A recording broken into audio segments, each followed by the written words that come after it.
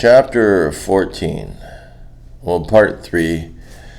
Marriage. 14. The maximum marriage.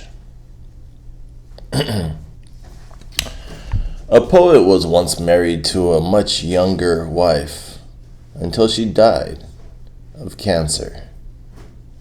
He mourned her for 2 months before dating again and repotted her avocado after a year. A person understands the brutal grind of marriage most powerfully after ending it. But let's not talk about my first wife. Marriage contains private jokes, stories, familiar anecdotes, and endless planning. Cliched passages from the Bible really do define marriage. George Washington agrees.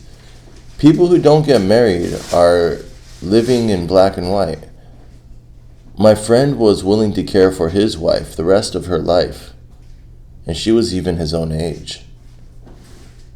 Marriage is violent insurrection, an invasion, with happiness a lucky dream, until we die. Youth makes the lover, while age makes the spouse.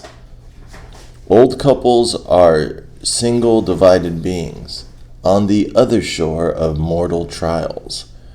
My friend who used to write Jimmy Carter's speeches has a pretty good marriage.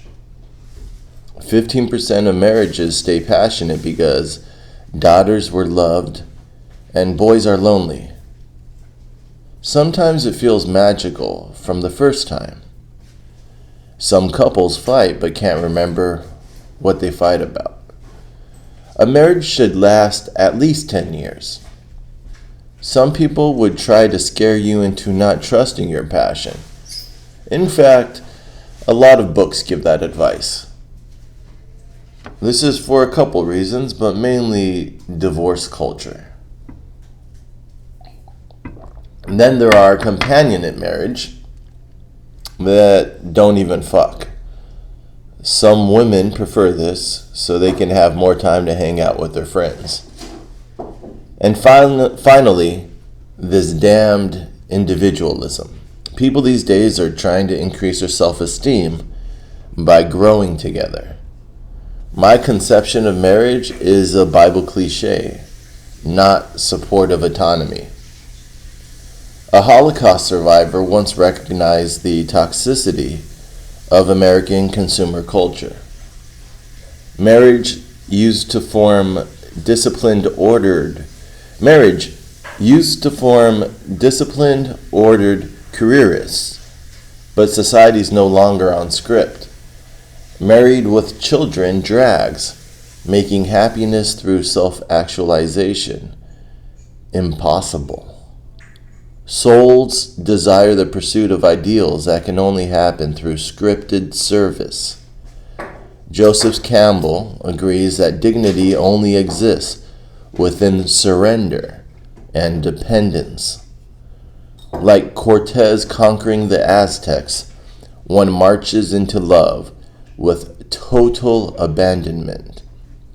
It's dangerous to think marriage isn't a crisis because living with me is impossible.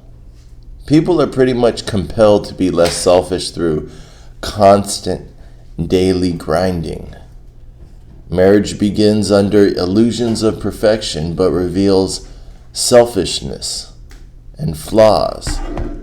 This leads to projecting your faults. Some marriages are mutual agreements between enemies to not judge each other. But people should judge themselves and take responsibility for their selfishness. Marriage is surveillance that reveals stupidity, like asking recognition for feelings. When you act against divine law, you hurt the person you love most of all.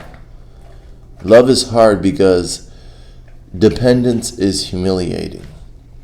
Marriage demands and dismantles the heart, providing knowledge necessary for love. Take joy in victories and be gentle in correcting vices.